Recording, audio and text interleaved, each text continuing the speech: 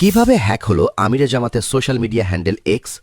বাংলাদেশ জামায়াতে ইসলামীর অফিসিয়াল ইমেইলে একটি সরকারি ইমেইল অ্যাড্রেস থেকে একটা মেইল পাঠানো হয়, যাতে বিষয় হিসেবে কেস স্টাডি ইলেকশনের মতো গুরুত্বপূর্ণ বিষয় উল্লেখ ছিল। ওই ইমেইলের সঙ্গে একটি ফাইল সংযুক্ত ছিল, যার ভেতরে ম্যাক্রো ও ম্যালওয়্যার কোড লুকানো ছিল। ফাইলটি ওপেন করার পর ম্যাক্রো রান হয়ে ব্যাকগ্রাউন্ডে ক্ষতিকর প্রোগ্রাম সক্রিয় হয় এবং ডিভাইস থেকে লগ ইন সেশন ও অ্যাক্সেস টোকেন সংগ্রহ করা হয়। এই সেশন ভিত্তিক অ্যাক্সেস ব্যবহার করেই বিকেল 4:37 ডক্টর শফিকুর রহমানের ভেরিফাইড এক্স অ্যাকাউন্ট থেকে ভুয়া পোস্টটি করা হয়। একইভাবে ডক্টর শফিকুল ইসলাম মাসুদের ফেসবুক অ্যাকাউন্টেও অননুমোদিত প্রবেশ করা হয় এবং সেখান থেকেই বিকেল 4:53 ওই ভুয়া এক্স পোস্টটি ফেসবুকে শেয়ার করা হয়। বিষয়টি শনাক্ত হওয়ার পর বিকেল 5:09 পাসওয়ার্ড পরিবর্তন করা হয়, ফলে সব অননুমোদিত সেশন সঙ্গে সঙ্গে বাতিল হয়ে যায়।